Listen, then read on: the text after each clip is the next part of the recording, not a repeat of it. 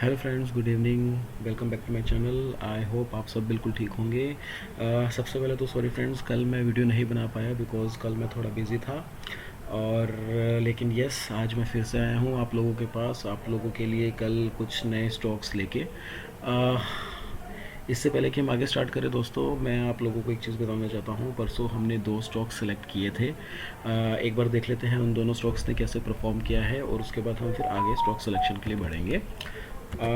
जो हमने परसों स्टॉक्स दो सेलेक्ट किए थे 22 जून को, that were Bajaj auto and Grasim. दोस्तों, हमने पहले वीडियो में कहा था कि यहाँ पे एक ट्रेंड लाइन आ रही है 60 मिनट्स में, और ये 21 जून था। हमने 22 जून के लिए जो स्टॉक सेलेक्ट किए थे, तो जो मैंने आपको टारगेट बताया था दैट वाज अराउंड 4223, वो उसके नेक्स्ट डे अचीव हो गया था। तो कॉन्ग्रेचुलेशंस, हमारा ये स्टॉक बिल्कुल सही चला। उसके बाद हमने आपको ग्रासिम दिया था। ग्रासिम में भी हमने यही बोला था कि एक ट्रेंड लाइन आ रही है और 22 जून को पॉसिबली ये पॉजिटिव साइड में रहेगा। हमारा फर्स्ट टारगेट था 1514, जो अचीव हो गया। सेकंड टारगेट था 1522, लेकिन ये 1522 नहीं, इसने जो हाई लगाया दैट वाज 1520.80 पैसे। ठीक है दोस्तों, तो ये दोनों स्ट्रोक्स हमारे काफ़ी अच्छे चले। वैसे मैं आपको एक और चीज़ बताना चाहता हूँ, वो ये कि आज के लिए भी स्टॉक मैंने वैसे सेलेक्ट किया था। मैं I am really very sorry कि मैं वीडियो नहीं बना पाया आप लोगों के लिए।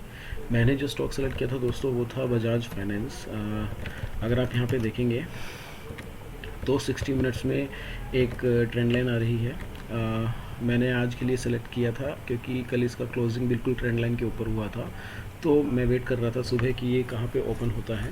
तो दोस्तों, ये ट्रेंड लाइन के ऊपर ओपन हुआ था, तो मैंने खुद भी इसको बाय किया था और मेरे जो स्टूडेंट्स हैं मैंने उनको भी बाय करवाया था, तो हमें काफ़ी अच्छा प्रॉफिट हुआ। मैं आपको बता देता हूँ, हमने 1 मिनट चार्ट में बाय किया था और जो बाय करने के बाद हमें कुछ मतलब इस पॉइंट पे हमने कुछ बाय किया था, दैट वाज अराउंड 6050। और हमारा जो टारगेट था दैट वाज अराउंड, हमने जो टारगेट बुक किया था वो 6100 के आसपास था। तो दोस्तों चलिए, अब हम आगे बढ़ते हैं और हम कल के लिए स्टॉक्स देखते हैं कि कल क्या हम ट्रेड कर सकते हैं। तो कल 24 जून है। कल 24 जून के लिए मैंने तीन स्टॉक सेलेक्ट किए हैं। पहले आते हैं बजाज फाइनेंस। बजाज फाइनेंस को देखते हैं दोस्तों। कल इसको ट्रेड करने के लिए बजाज फाइनेंस मैंने इसलिए सेलेक्ट किया है बिकॉज अगर आप देखेंगे प्राइस एक्शन डेली चार्ट पे, तो ये अब नेगेटिव बन रहा है। दैट इज़ बिकॉज अगर आप यहाँ पे देखेंगे, एक बाइंग आई, स्टॉक प्राइस ऊपर गया, फिर एक सेलिंग आई, स्टॉक प्राइस नीचे गया, फिर थोड़ी बाइंग आई, ऊपर गया। जब ये बाइंग आई तो इसने प्रीवियस हाई को तोड़ने की कोशिश भी नहीं की और अब ये वापस नेगेटिव हो रहा है, इसलिए मुझे ये नेगेटिव लग रहा है। सेकेंडली, अगर आप 60 मिनट्स के चार्ट पे देखेंगे, आज मैंने इसे और अपने स्टूडेंट से बाय करवाया था, हमें प्रॉफिट हुआ, लेकिन वापस इसने इस ट्रेंड लाइन के ऊपर क्लोजिंग दी है। पॉसिबली हो सकता है कि ये अगर ट्रेंड लाइन के ऊपर खोले तो मैं बाइंग के लिए सोच सकता हूँ, but that is also not for sure because मुझे एक बार प्राइस एक्शन देखना पड़ेगा। हाँ, लेकिन अगर ये ट्रेंड लाइन के नीचे ओपन होता है तो हम इसको सेलिंग साइड के लिए देख सकते हैं।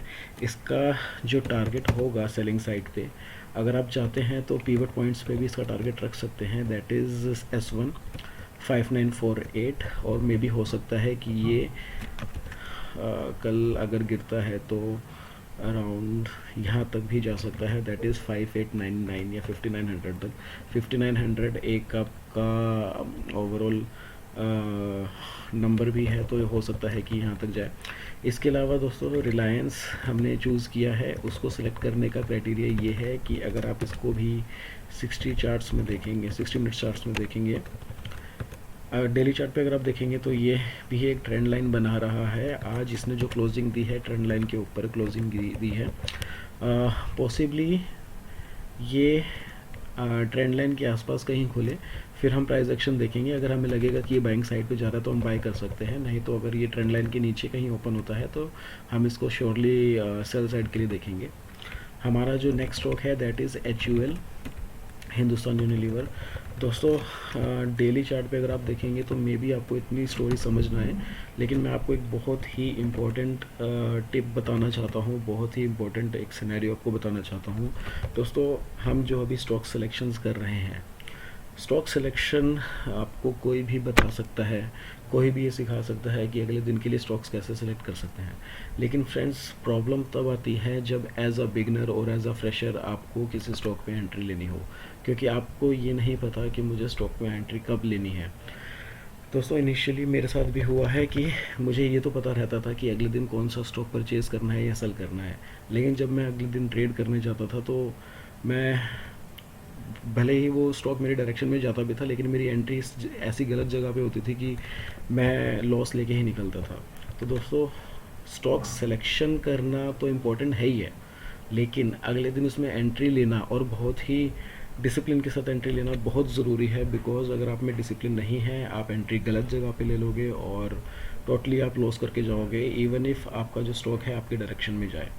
तो दोस्तों अगर आप प्राइस एक्शन सीखना चाहते हैं तो आपको अपने डिसिप्लिन के साथ चलना पड़ेगा। आपको ऐसा नहीं करना है कि जैसे ही मार्केट खोली आपको लगा कि हाँ भाई बाइंग साइड पे जा रहा तो आपने बाय कर लिया, नहीं। मैं आपको जैसे बजाज फाइनेंस का बता रहा हूँ एग्जाम्पल, जो मैंने आज खुद भी बाय किया और स्टूडेंट से भी बाय करवाया। दोस्तों हमने ऐसा नहीं किया कि ये ट्रेंड लाइन के ऊपर खुला तो हमने बाय कर लिया, हमने इसको वेट किया, हमने इसका प्राइस एक्शन देखा। अगर आप यहाँ देखेंगे ये ऊपर गया, नीचे आया, फिर ऊपर नीचे, फिर ऊपर, ये हायर हाइज बनाता हुआ जा रहा था, इसलिए हमने इसे बाय किया। तो ऐसे ही फ्रेंड्स मैं आपसे रिक्वेस्ट करना चाहता हूँ कि मैं नहीं चाहता आप लोगों का लॉस हो, इसलिए अगर आप सीख रहे हैं या आगे बढ़ना चाहते हैं तो मार्केट को टाइम दो। अगर मार्केट चाहती है कि आप पैसा बनाओ तो आप पैसा बना के ही रहोगे, लेकिन अगर आप बहुत ही जल्दबाजी में किसी भी स्टॉक में एंटर करोगे तो आई एम सॉरी, आपका बहुत नुकसान होने वाला है। ऐसे ही मैं एक्चुअल आपको बता रहा था, बहुत एक इम्पॉर्टेंट टिप देना चाहता हूँ। 60 मिनट्स चार्ट में अगर आप देखेंगे तो यहाँ पे दोस्तों एक प्राइस का एक्यूमुलेशन हो रहा है। इसका मतलब ये है कि प्राइस नीचे गया, ऊपर गया, नीचे गया, ऊपर गया। अगर आप ये देखेंगे एक रेंज बनी हुई है, नीचे ऊपर, नीचे ऊपर। दोस्तों जैसे ही जिस साइड भी ये रेंज ब्रेक होगी आपको बहुत अच्छा मोमेंटम मिल सकता है।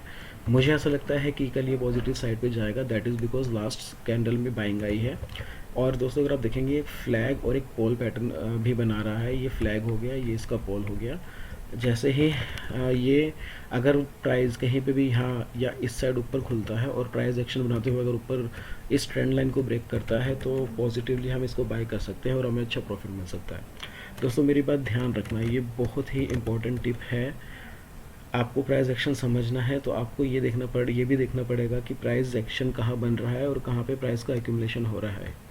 नीचे गया, ऊपर गया, नीचे गया, ऊपर गया, इसका मतलब यहाँ पे कुछ कन्फ्यूजन है। जिस साइड पे भी ये ब्रेक करेगा आपको अच्छा मोमेंटम दे सकता है। दोस्तों ये याद रखना, मैं भी ऐसे ही एंट्री लेता हूँ, मैं कभी भी जल्दबाजी में एंटर नहीं करता। अगर मेरे डायरेक्शन में भी स्टॉक प्राइस जाता है लेकिन मुझे मेरा पैटर्न नहीं मिला, मुझे प्राइस एक्शन ने बोला कि यहाँ एंट्री लेनी नहीं चाहिए, तो मैं एंट्री नहीं लूँगा, मैं उस दिन के लिए ट्रेडिंग बंद कर दूँगा। तो दोस्तों ये 3 स्टॉक्स थे कल के लिए। लेट्स सी कि कल कैसा वर्क करते हैं। मुझे अगर कहीं पे भी मिलेगा ओपनिंग में, अगर कहीं पे भी एंट्री मिलेगी मैं श्योरली लूँगा। अभी ये जो मेरा वीडियोस बनाने का फंडा है वो ये है कि बस आप लोग सीखें, आप लोग समझें। कोई इशू नहीं है, अगर आपको मेरी वीडियोस पसंद नहीं आती तो प्लीज़ आप मेरे वीडियोस पे कमेंट कीजिए। अगर आप कुछ और भी सीखना चाहते हैं, क्योंकि दोस्तों जैसे जैसे धीरे धीरे ये क्लासेस बढ़ेंगी, जैसे जैसे मेरी वीडियोस बढ़ेंगी, मैं आपको बहुत ही अच्छी चीज़ें बताने वाला हूँ जो आपको श्योरली हेल्प करेंगी। मैं आपको एग्जाम्पल दे सकता हूँ, कभी बार आप सोचते होंगे कि मैं बाय करता हूँ तो स्टॉक गिर जाता है, सेल करता हूँ तो स्टॉक बढ़ जाता है, ऐसा क्यों होता है, मैं आपको ये सारी चीज़ें बताऊँगा। स्टॉप लॉसेस कहाँ लगाने चाहिए, स्टॉप लॉस करेक्टली कहाँ प्लेस होना चाहिए, मैं आपको वो बताऊँगा। बायर्स और सेलर्स कैसे काम करते हैं, मैं आपको वो सारी चीज़ें बताऊँगा। लेकिन मुझे थोड़ा टाइम चाहिए, आप लोगों का सपोर्ट चाहिए। मुझे बताइए अगर कोई चीज़ मेरी वीडियोज़ में कमी है, अगर आपको लगता है कि मुझे आपको और अच्छे से एक्सप्लेन करना चाहिए तो आप वो भी बताइए, I will surely help you. But please मुझसे सारी चीज़ें शेयर कीजिए, कमेंट बॉक्स पे मेरे चैनल को सब्सक्राइब कीजिए और मैं पूरी कोशिश करूँगा कि मैं आपको अच्छी चीज़ें सिखाऊँ।